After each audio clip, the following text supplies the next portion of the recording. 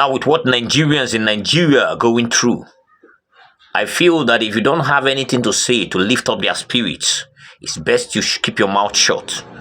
As an instigator of one of the problems that we are facing, as somebody that is also in government, married to the number one man there that everybody is seeing that has no capacity to bring us out of this mess, it is quite unfortunate that you come out and all you do instead of encouraging Nigerians is to make statements that will trigger, comments that are really, really dreadful coming on you and all that. Now, quickly, Nigerians have reacted to the statements of Remi TINUBU. She granted an interview and then she talked about Nigerians in the diaspora, basically lining out why they cannot, the works they go and do there as educated people, they cannot do it here. They are cab drivers and everything. And went further to say government cannot do everything for Nigerians. So Nigerians that are rich will also help the poor. That the Bible said there must be poor people and all that. Made some kind of, very, very, very I don't know how to put it now. It's uncalled for statements. And then Nigerians have reacted heavily to it and say, oh, madam, you don't talk to us like that. There are scenarios here. Their economy is better. A lot of people had a lot to say about that. I'm going to be showing you that video in a jiffy. But before I do that, because of the serious progress Alex Oti is actually making in Abia State, and the fact that Abians now know that this man know they collect salary, you know what Abia people do? They go open GoFundMe. GoFundMe say they go to use and they pay the governor in salary. Very, very funny. And the person that actually exposed that was Gebu TV when he was actually covering one of the events that was happening. The road project that is going on in the Port Harcourt, I think is about Port Harcourt Road or something. And then he actually said the people of Abia have actually come out to do a GoFundMe. And they said they are going to be using that money to pay the governor. Whether he likes it or not, he's going to collect his salary from them. Since he's not willing to take the salary, he is not willing to collect his salary from for the period of 10 months. So they are the ones now that will start paying him, and he must collect it whether he likes it or not. Let me drop that video, and when I come back, we'll continue. Hello my people, you are watching Gebu TV, and today is Wednesday, the 20th day of March 2024. Our message at our disposal, the governor, our governor, Dr. Chioma Oti, had never collected salary since inception of office. So a governor will never collect salary up till now, being up to 10 months in office, and continue to do all these things. We are reporting along Port Harcourt Road. He really deserves our collective support. So right now, in terms of Port Harcourt Road, they have decided to open a GoFund account.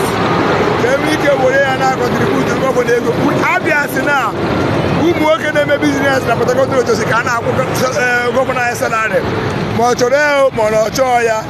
With what he has been achieved, was able to achieve so far within a recorded time, within a space of 10 months in office, and what they have been doing so far here, as I contribute to $35 in a GoFund account to her. You are watching Gebu TV. I love you all.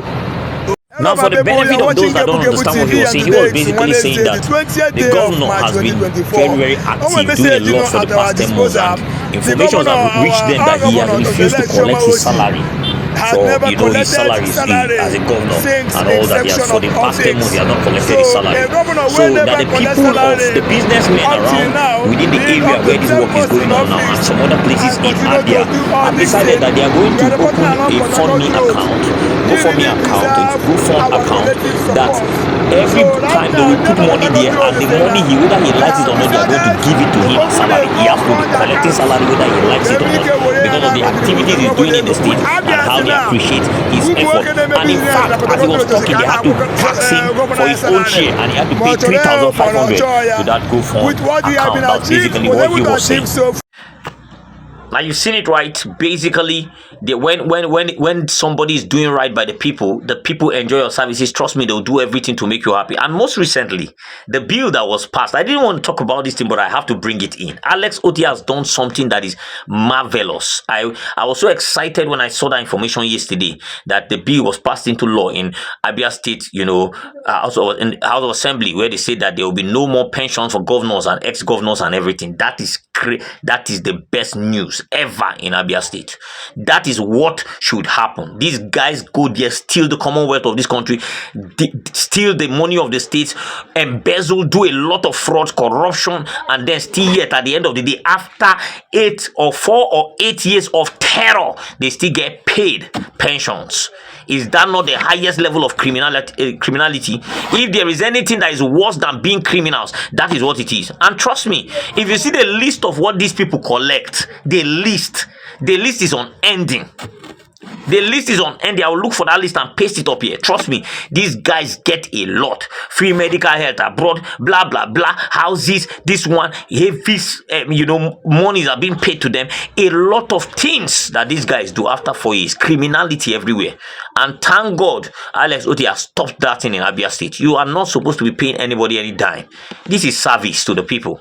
It's your choice. You came out to say you can do this job, and then the period of time you have done it, they get paid for you for it.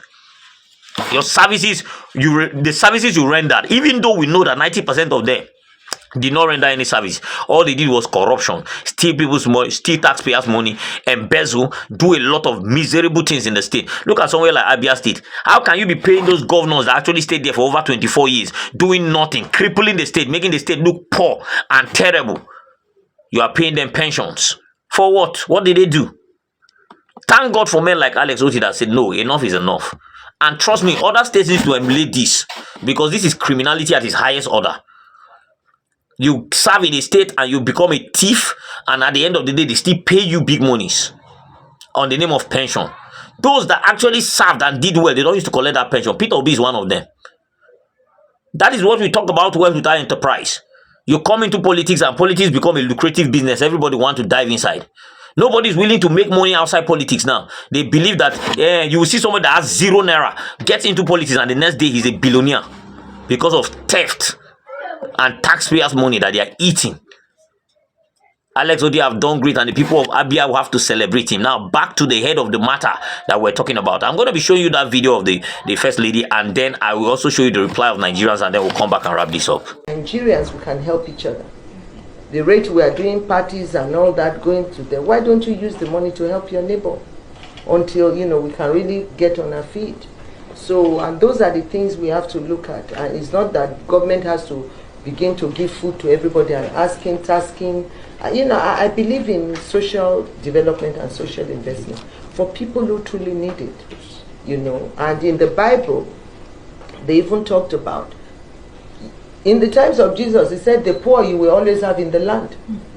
So, and it's for people who God has blessed to help the poor. But now you don't even know who are poor. If you don't ride a car, they will say they are poor.